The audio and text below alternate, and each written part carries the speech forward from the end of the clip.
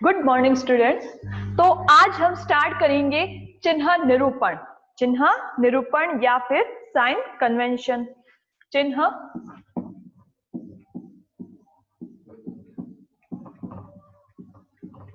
निरूपण।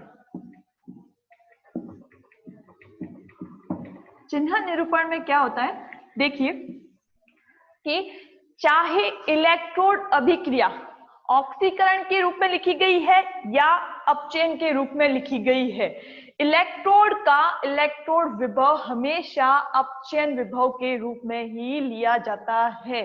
चाहे इलेक्ट्रोड अभिक्रिया ऑक्सीकरण रूप में लिखी गई है या अपचयन के रूप में लिखी गई है, इलेक्ट्रोड का इलेक्ट्रोड विभव जो है वो हमेशा ही अपचयन विभव के रूप में ही लिया जाता है।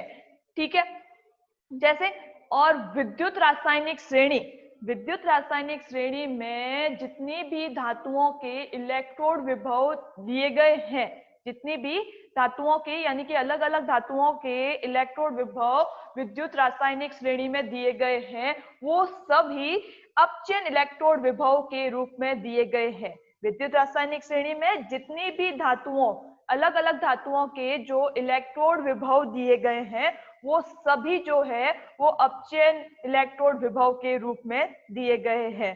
ठीक है, फिर तो अगर कोई हमें पूछ ले कि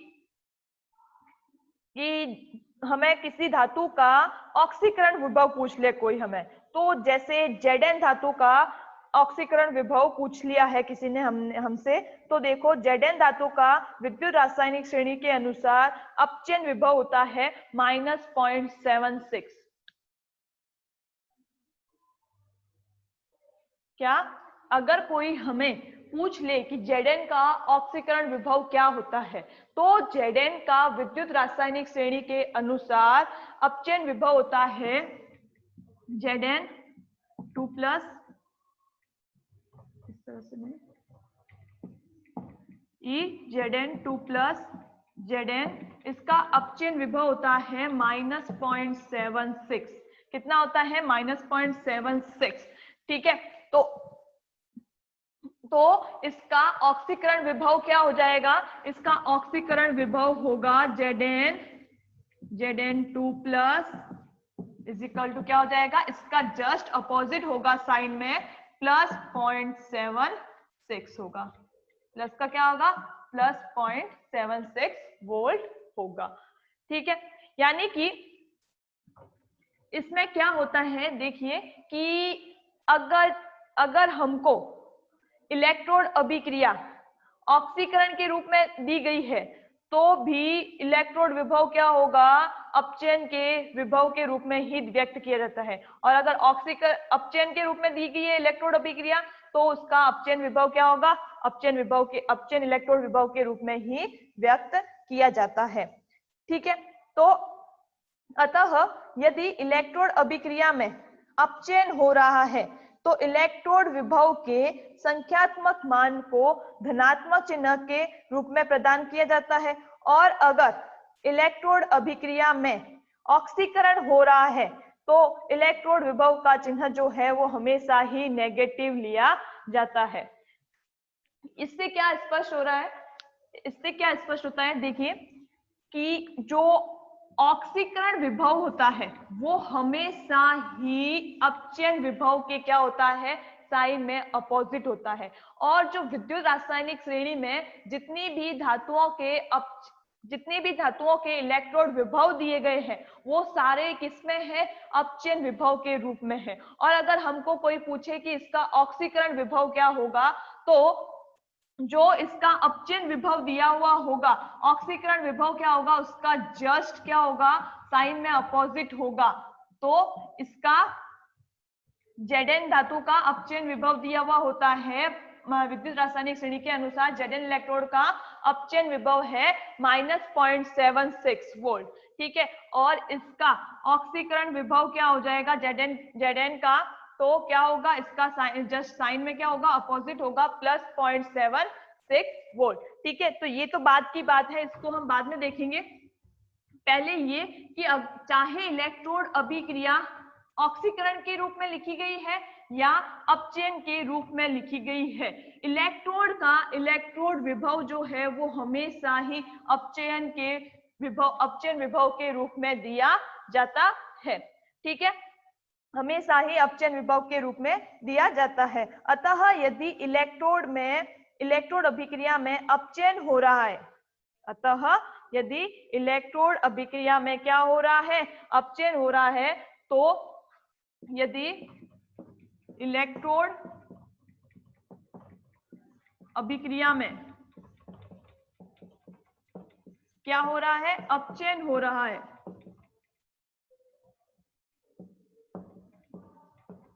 यदि इलेक्ट्रोड अभिक्रिया में अपचयन हो रहा है तो इलेक्ट्रोड विभव के संख्यात्मक मान को धनात्मक चिन्ह प्रदान किया जाता है। इलेक्ट्रोड विभव के संख्यात्मक मान को धनात्मक चिन्ह, पॉजिटिव धनात्मक चिन्ह प्रदान किया जाता है।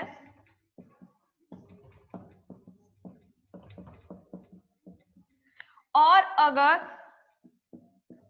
इलेक्ट्रोड अभिक्रिया में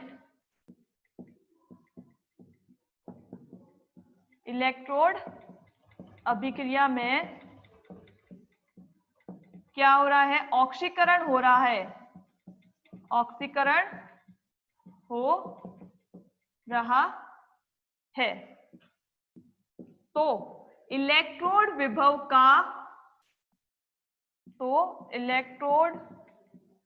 विभव के संख्यात्मक मान को नेगेटिव चिन्ह द्वारा या नेगेटिव चिन्ह प्रदान किया जाता है, ऋणात्मक चिन्ह प्रदान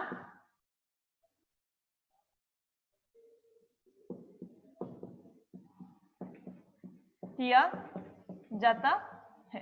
ठीक है, अगर इलेक्ट्रोड अभिक्रिया में अपचयन हो रहा है तो इलेक्ट्रोड विभव के संख्यात्मक मान को धनात्मक चिन्ह प्रदान किया जाता है। और यदि इलेक्ट्रोड अभिक्रिया में ऑक्सीकरण हो रहा है तो इलेक्ट्रोड विभव के संख्यात्मक मान को क्या दिया जाता है, ऋणात्मक चिन्ह प्रदान किया जाता है। ठीक है, तो ऑक्सीकरण विभव को ऋणात्मक चिन्ह क्यों प्रदान किया जाता है, तो विद्युत रासायनिक श्रेणी में जितने भी इलेक्ट्रोड विभव दिए गए हैं वो किसके रूप में दिए गए हैं, अपचयन विभव के रूप में दिए गए हैं। ठीक है, तो अपचयन विभव के रूप में इलेक्ट्रोड विभव दिए होने से यदि इलेक्ट्रोड में अपचयन होगा तो उसके इलेक्ट्रोड विभव को धनात्मक मान दिया जाएगा, और यदि इलेक्ट्रोड अभिक्रिया में ऑक्सीकरण होगा तो उसके इलेक्ट्रोड विभव को कौन सा चिन्ह दिया जाएगा, कौन सा साइन दिया जाएगा, नेगेटिव साइन या नेगेटिव चिन्ह प्रदान किया जाता है। ठीक है, क्या प्रदान किया जाता है, नेगेटिव साइन प्रदान किया जाता है। अब तो अतः इससे क्या स्पष्ट होता है कि अतः अपचयन इलेक्ट्रोड का अपचयन विभव धनात्मक तथा ऑक्सीकरण इलेक्ट्रोड का अपचयन विभव क्या होगा, ऋणात्मक चिन्ह से दर्शाया जाता है। अतः अपचयन विभव का इलेक्ट्रोड विभव क्या होगा, पॉजिटिव, और ऑक्सीकरण इलेक्ट्रोड का अपचयन विभव क्या होगा, ऋणात्मक होगा। अतः अपचयन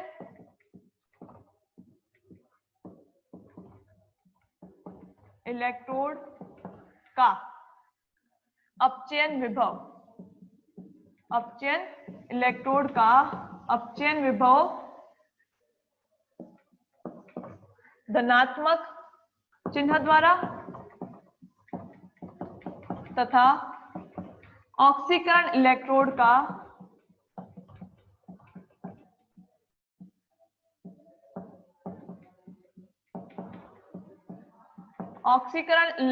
का अपचयन विभव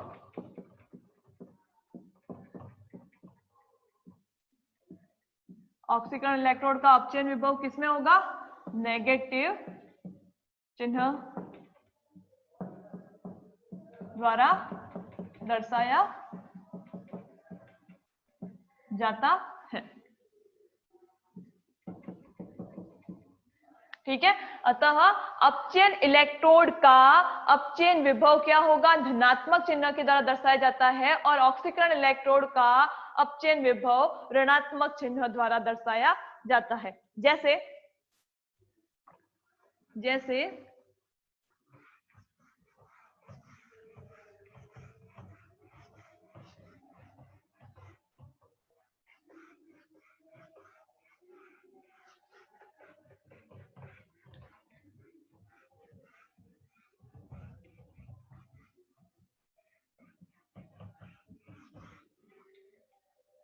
जैसे डेनियल, उदाहरण के लिए डेनियल सेल,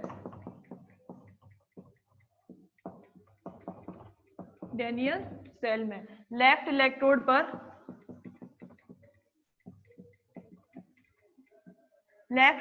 पर इलेक्ट्रोड अभिक्रिया दी हुई है Zn2 प्लस 2 इलेक्ट्रॉन क्या बना रहा है? Zn में क्या हो रहा है? रिड्यूस हो रहा है। तो ये क्या हो रहा है? अपचयन हो रहा है। ठीक है, क्या हो रहा है? ये अपचयन हो रहा है, यानी कि लेफ्ट इलेक्ट्रोड यानी कि ऑक्सीकरण इलेक्ट्रोड पर क्या हो रहा है? अपचयन हो रहा है। ऑक्सीकरण इलेक्ट्रोड पर क्या हो रहा है? अपचयन हो रहा है। तो इस अपचयन का, या फिर हम यूं कह सकते हैं कि इस ऑक्सीकरण इलेक्ट्रोड का, ये लेफ्ट इलेक्ट्रोड क्या होता है? ऑक्सीकरण इलेक्ट्रोड होता है, और ऑक्सीकरण इलेक्ट्रोड का अपचयन विभव, ऑक्सीकरण इलेक्ट्रोड का अपचयन विभव किसमें दर्शाया जाता है? नेगेटिव के रूप में दर्शाया जाता है। तो इसका अपचयन विभव Zn2 प्लस Zn कितना है? -0.76 वोल्ट है। ठीक है, क्या है कि लेफ्ट इलेक्ट्रोड कौन सा होता है? ऑक्सीकरण इलेक्ट्रोड होता है, और यहाँ पे ऑक्सीकरण इलेक्ट्रोड पर क्या हो रहा है? अपचयन हो रहा है। ठीक है, तो ऑक्सीकरण इलेक्ट्रोड का अपचयन विभव, ऑक्सीकरण इलेक्ट्रोड का इस अपचयन अभिक्रिया के लिए अपचयन विभव क्या होगा? इस ऑक्सीकरण इलेक्ट्रोड का अपचयन विभव होगा नेगेटिव साइन के रूप में। तो Zn2 plus Zn is equal to क्या आया? -0.76 वोल्ट। अगर फिर दूसरा राइट इलेक्ट्रोड के रूप में,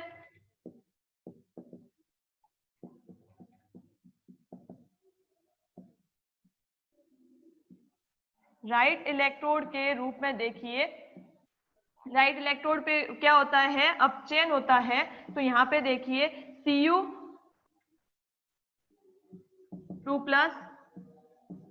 प्लस 2 इलेक्ट्रॉन किसमें चेंज होगा? Cu में। ठीक है, यहाँ पे भी क्या हो रहा है? अपचयन हो रहा है। यहाँ पे भी क्या हो रहा है? अपचयन हो रहा है।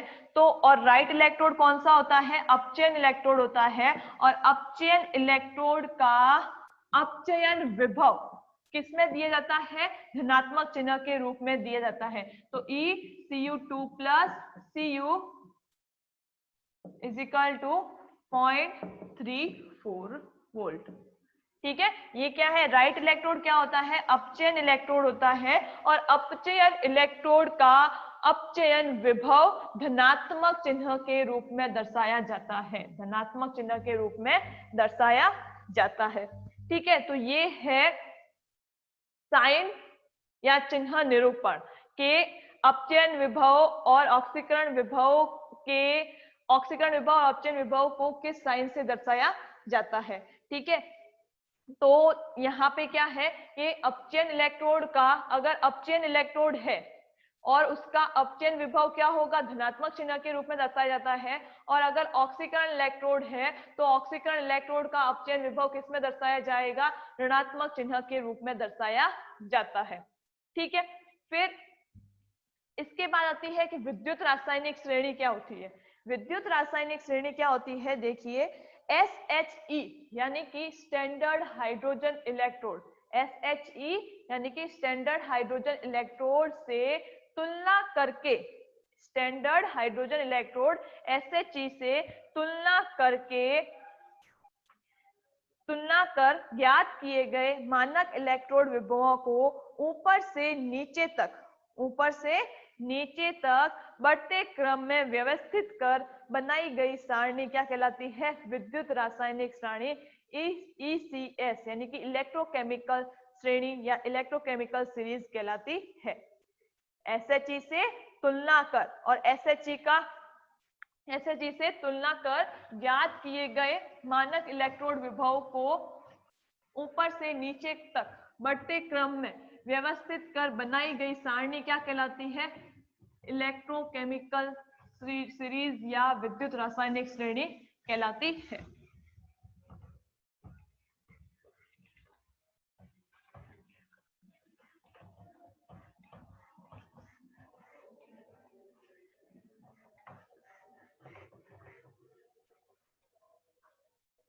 विद्युत रासायनिक श्रेणी क्या है? SHE स्टैंडर्ड हाइड्रोजन इलेक्ट्रोड से तुलना कर, स्टैंडर्ड हाइड्रोजन इलेक्ट्रोड से तुलना कर ज्ञात किए गए मानक इलेक्ट्रोड विभवों को मानक इलेक्ट्रोड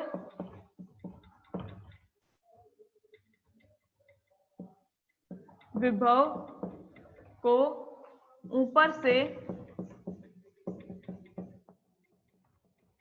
नीचे तक बढ़ते क्रम में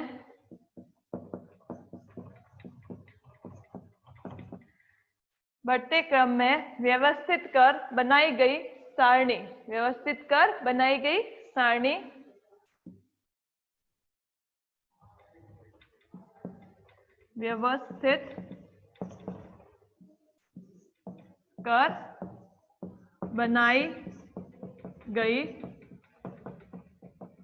सारणी क्या कहलाती है?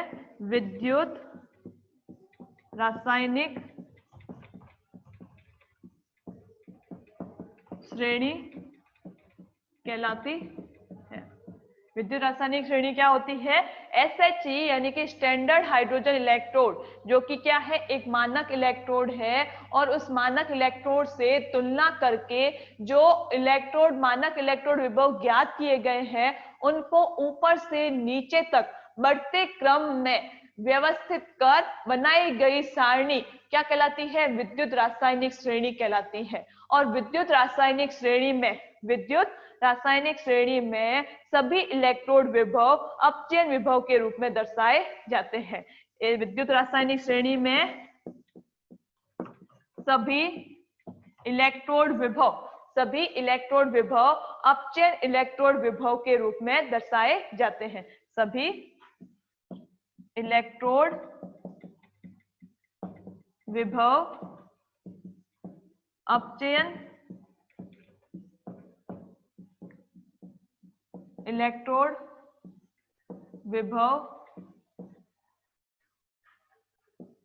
इलेक्ट्रोड विभव के रूप में दर्शाए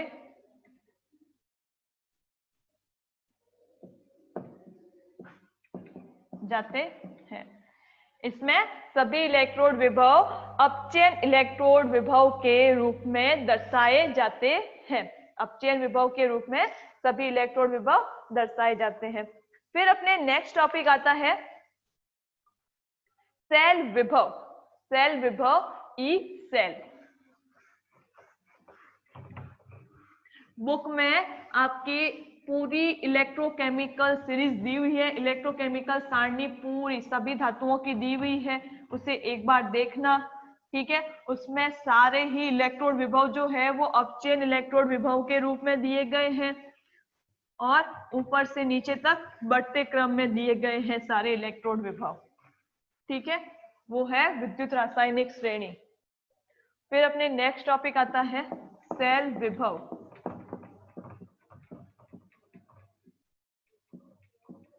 सेल विभव इसको डिनोट करते हैं ई सेल से। सेल विभव ई सेल। मानक या सामान्य अपचयन इलेक्ट्रोड विभव को निम्न प्रकार से सेल विभव में परिवर्तित किया जाता है। मानक या सामान्य अपचयन इलेक्ट्रोड विभव को मानक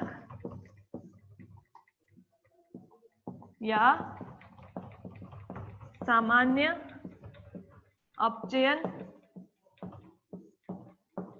इलेक्ट्रोड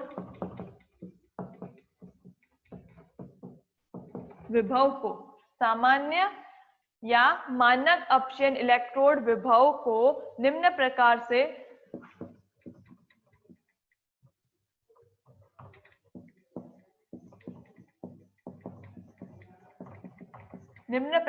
सेल विभव के रूप में परिवर्तित किया जाता है।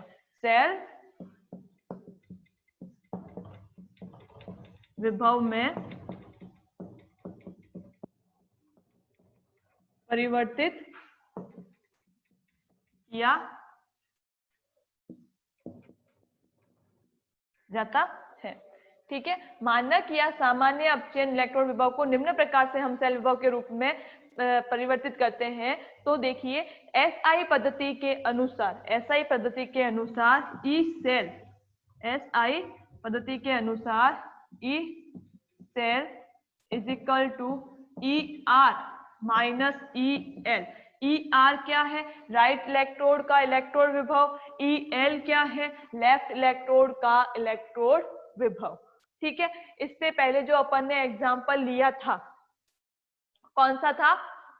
डेनियल सेल का एग्जाम्पल लिया था। उसमें दोनों ही इलेक्ट्रोड विभव जो है किसमें दिए हुए थे? अपचयन इलेक्ट्रोड विभव के रूप में दिए हुए थे। दोनों ही इलेक्ट्रोड विभव अपचयन इलेक्ट्रोड विभव के रूप में दिए गए थे। ठीक है, वो कौन सा था? लेफ्ट इलेक्ट्रोड पर भी अपचयन विभव दिया गया था और राइट इलेक्ट्रोड का अपचयन विभव भी, राइट इलेक्ट्रोड का इलेक्ट्रोड विभव भी अपचयन विभव के रूप में दिया गया था। तो कौन कौन सा था? देखिए, ये लिया था अपने लेफ्ट इलेक्ट्रोड के रूप में। लेफ्ट इलेक्ट्रोड के रूप में हमने ये लिया था Zn 2+ 2 इलेक्ट्रॉन। Zn में रिड्यूस हो रहा था, यहाँ पे क्या हो रहा था? अपचयन हो रहा था। ठीक है, और इसका ऑक्सीकरण इलेक्ट्रोड का अपचयन विभव क्या था? -0.76 था, -0.76 वोल्ट था। ठीक है, ये भी क्या था? ऑक्सीकरण इलेक्ट्रोड का इलेक्ट्रोड विभव क्या है? अपचयन विभव के रूप में है। ऑक्सीकरण इलेक्ट्रोड का इलेक्ट्रोड विभव अपचयन इलेक्ट्रोड विभव के रूप में है। ये क्या हो रहा है? अपचयन हो रहा है। ठीक है, फिर हमने राइट इलेक्ट्रोड पर कौन सी इलेक्ट्रोड अभिक्रिया देखी थी? राइट इलेक्ट्रोड पर डेनियल सेल के लिए Cu2+ 2 इलेक्ट्रॉन, इसमें Cu में रिड्यूस हो रहा था। यहाँ पे भी क्या हो रहा है? अपचयन हो रहा है। और राइट इलेक्ट्रोड का यानी कि अपचयन इलेक्ट्रोड का भी इलेक्ट्रोड विभव किसमें था? अपचयन विभव के रूप में था। तो ECU2+ Cu कितना था? 0.34। अपचयन इलेक्ट्रोड का अपचयन विभव पॉजिटिव चिन्ह है और ऑक्सीकरण इलेक्ट्रोड का अपचयन विभव नेगेटिव चिन्ह के रूप में दिया जाता है। ठीक है, फिर अब देखिए, तो ER क्या है? राइट इलेक्ट्रोड का इलेक्ट्रोड विभव है। तो E cell is equal to right electrode का इलेक्ट्रोड विभव ECU2+ Cu माइनस में क्या है? EL यानी कि लेफ्ट इलेक्ट्रोड का इलेक्ट्रोड विभव कितना क्या है? किस रूप में दर्शाया गया है?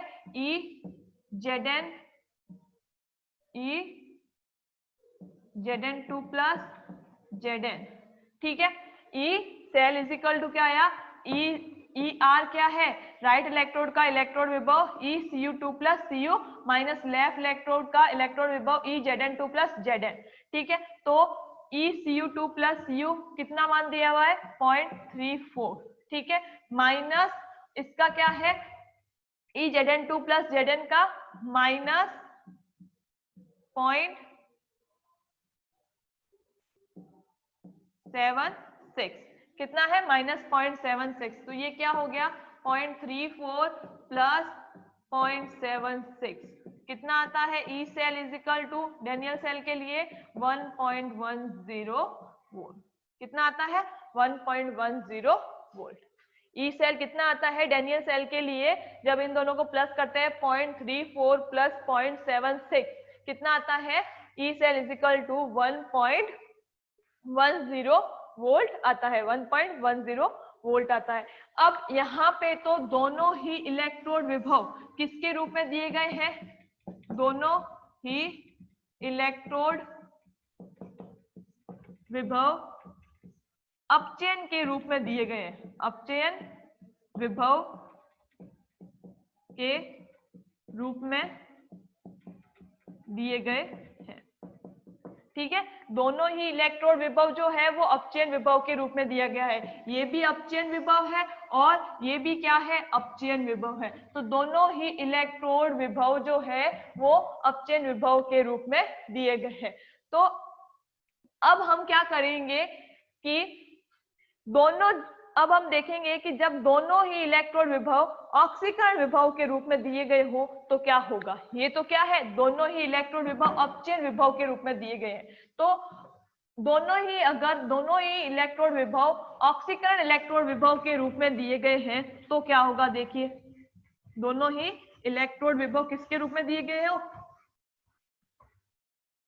ऑक्सीकरण इलेक्ट्रोड विभव के रूप में दिए गए हो।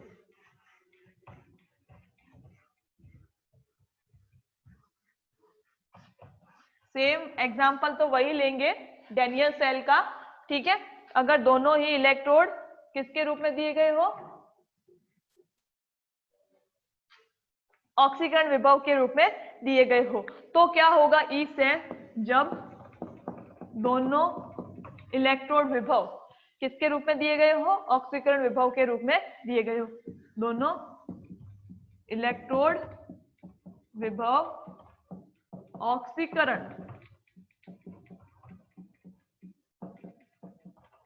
विभव के रूप में दिए गए हो, जब दोनों इलेक्ट्रोड विभव ऑक्सीकरण विभव के रूप में दिए गए हो। इससे पहले क्या था, दोनों इलेक्ट्रोड विभव अपचयन इलेक्ट्रोड के रूप में, अपचयन विभव के रूप में दिए गए थे। तो देखिए जब दोनों ही इलेक्ट्रोड विभव ऑक्सीकरण विभव के रूप में दिए गए होते हैं तो ई सेल क्या होगा, ई सेल कैसे निरूपित करेंगे, ई, अब क्या होगा, ई लेफ्ट माइनस क्या हो जाएगा, ई आर। जब दोनों ही इलेक्ट्रोड विभव ऑक्सीकरण विभव के रूप में दिए गए हैं तो ई सेल क्या हो जाएगा, ई एल माइनस ई आर। ठीक है, और इससे पहले क्या था कि जब दोनों इलेक्ट्रोड क्या थे, अपचयन विभव के रूप में थे तो वहां पे क्या था, E cell E R minus E L था, क्या था, E R minus E L. यहाँ पे ऑक्सीकरण विभव के रूप में है दोनों इलेक्ट्रोड तो ई सेल क्या होगा, E L minus E R. ठीक है, तो अब E cell is equal to क्या है, E L minus E R, और ई एल क्या है, लेफ्ट इलेक्ट्रोड है। ठीक है, और ई आर क्या है, राइट इलेक्ट्रोड है। तो अब अपन को किस में लेना है, ऑक्सीकरण के रूप में लेना है। ठीक है, तो ई लेफ्ट को देखते हैं पहले, तो ऑक्सीकरण के रूप में क्या होगा, E Z N two plus. ठीक है, इसका क्या होगा, वहां पे अपचयन विभव कितना दिया था, -0.76 था।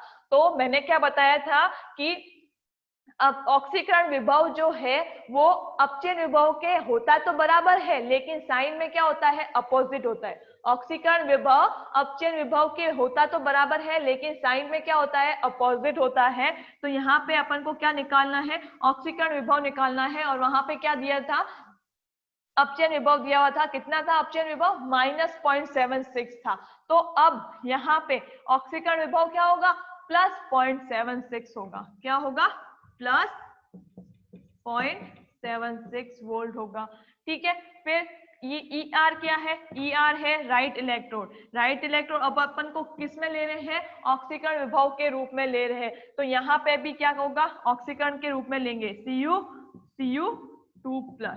ठीक है, Cu2+ इज इक्वल टू कितनी होगी, देखो इसका Cu का, कॉपर का अपचयन विभव कितना दिया हुआ था, प्लस का 0.34 था। ठीक है, तो Cu का अपचयन विभव कितना था, +0.34 वोल्ट था। अब इसका ऑक्सीकरण विभव क्या होगा, इसका जस्ट उल्टा साइन में होगा, -0.34 वोल्ट। क्या होगा, -0.34 वोल्ट होगा, क्या होगा, -0.34 वोल्ट। ठीक है, तो अब दोनों इलेक्ट्रोड विभव जो है वो ऑक्सीकरण विभव के रूप में है, तो हम दोनों ही क्या लेंगे, ऑक्सीकरण के रूप में इलेक्ट्रोड लेंगे। दोनों इलेक्ट्रोड को किसमें लेंगे, ऑक्सीकरण इलेक्ट्रोड के रूप में लेंगे। उससे पहले हमने लिए थे दोनों इलेक्ट्रोडों को किसमें लिया था, अपचयन इलेक्ट्रोड के रूप में लिया था। दोनों इलेक्ट्रोडों को अपचयन इलेक्ट्रोड के रूप में लिया था। ठीक है, तो अब मान रख देते हैं E cell is equal to कितना आएगा, ई एल की वैल्यू क्या है, प्लस का 0.76 प्लस माइनस, और ये कितना है, ई आर की वैल्यू क्या है, माइनस 0.34 वोल्ट। ठीक है, तो ये क्या हो गया, माइनस माइनस प्लस हो गया, और इन दोनों को प्लस करने पर क्या आएगा, सेम वही 1.10 वोल्ट। तो ई सेल कितना आया, 1.10 वोल्ट। कितना आया, ई सेल 1.10 वोल्ट। ठीक है, अब एक और देखते हैं कि अब क्या होंगे। पहले तो क्या था कि दोनों इलेक्ट्रोड जो है वो अपचयन इलेक्ट्रोड के रूप में दिए गए। दूसरी क्या है कि जब दोनों ही इलेक्ट्रोड ऑक्सीकरण इलेक्ट्रोड के रूप में दिए हुए हो, या दोनों ही इलेक्ट्रोड विभव ऑक्सीकरण विभव के रूप में दिए गए हो। अब क्या है पॉइंट कि एक ऑक्सीकरण इलेक्ट्रोड जो है वो ऑक्सीकरण के विभव के रूप में, और अपचयन इलेक्ट्रोड जो है वो अपचयन इलेक्ट्रोड के रूप में दिए हुए हैं। ठीक है, ऑक्सीकरण इलेक्ट्रोड ऑक्सीकरण विभव के रूप में, और अपचयन इलेक्ट्रोड अपचयन विभव के रूप में दिया गया हो, तो दोनों ही इलेक्ट्रोड विभवों को जोड़कर सेल विभव ज्ञात करते हैं। यदि ऑक्सीकरण इलेक्ट्रोड का विभव ऑक्सीकरण के रूप में और अपचयन इलेक्ट्रोड का विभव अपचयन के रूप में दिया गया है, तो ई सेल कैसे निकालेंगे, हम दोनों इलेक्ट्रोड विभवों को जोड़ देंगे। तीसरी क्या कंडीशन है,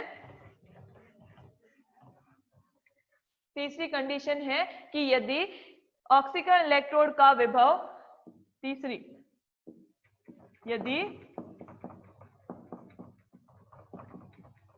ऑक्सीकरण इलेक्ट्रोड का विभव ऑक्सीकरण इलेक्ट्रोड के रूप में, ऑक्सीकरण इलेक्ट्रोड का विभव ऑक्सीकरण विभव के रूप में, ऑक्सीकरण विभव के रूप में, तथा अपचयन इलेक्ट्रोड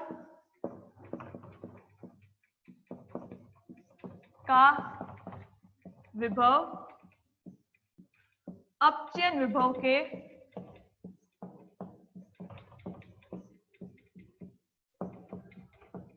रूप में दिया गया हो, तो दोनों इलेक्ट्रोड विभव को जोड़कर ई सेल ज्ञात करते हैं, या सेल विभव ज्ञात करते हैं। तो दोनों इलेक्ट्रोड विभवों को जोड़कर, दोनों इलेक्ट्रोड विभव को जोड़कर सेल विभव, या हम कह सकते हैं ई सेल ज्ञात करते हैं। दोनों इलेक्ट्रोड विभव को जोड़कर ई सेल या सेल विभव ज्ञात करते हैं। तो देखिए दोनों, अब ऑक्सीकरण इलेक्ट्रोड विभव जो है वो ऑक्सीकरण के रूप में दिया हुआ है, और अपचयन इलेक्ट्रोड विभव अपचयन के रूप में दिया हुआ है, तो दोनों का क्या होगा, अपना अपना होगा। तो देखिए ई सेल क्या होगा, ई सेल को कैसे दर्शाएंगे, दोनों इलेक्ट्रोड विभव को जोड़ देंगे, ई एल प्लस ई आर।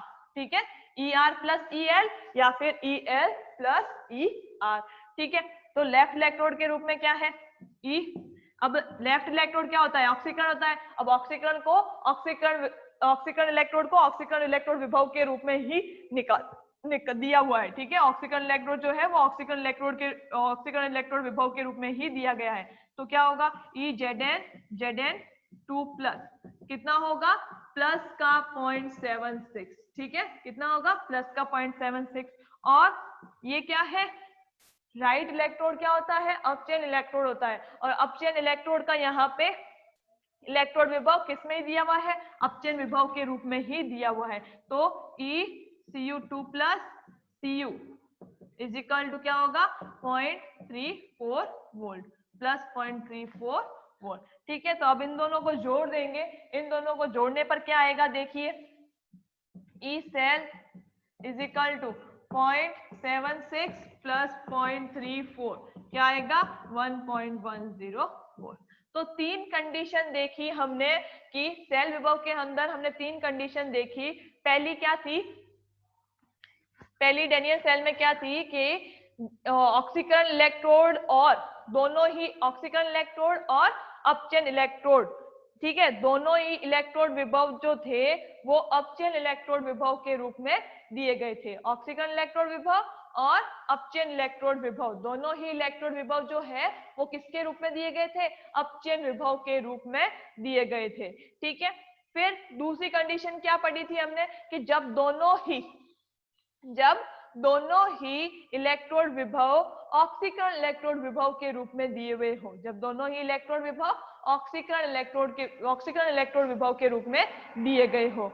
और चौथा कौन सा पढ़ा था, सॉरी तीसरा कौन सा पढ़ा हमने, तीसरा पढ़ा कि ऑक्सीकरण इलेक्ट्रोड का विभव ऑक्सीकरण विभव के रूप में और अपचयन इलेक्ट्रोड का विभव अपचयन विभव के रूप में। तो दो से ई सेल कैसे निकालेंगे, इन दोनों इलेक्ट्रोड विभव को जोड़ देंगे तो जो आएगी वैल्यू वो लिख देंगे। ठीक है, ऑक्सीकरण इलेक्ट्रोड का विभव ऑक्सीकरण विभव के रूप में और अपचयन इलेक्ट्रोड का विभव अपचयन इलेक्ट्रोड विभव के रूप में। ठीक है, फिर नेक्स्ट टॉपिक अपने आता है, ये था ई सेल विभव। नेक्स्ट टॉपिक अपने आता है सेल विभव को प्रभावित करने वाले कारक, जो हम क्या करेंगे नेक्स्ट क्लास में पढ़ेंगे। ठीक है।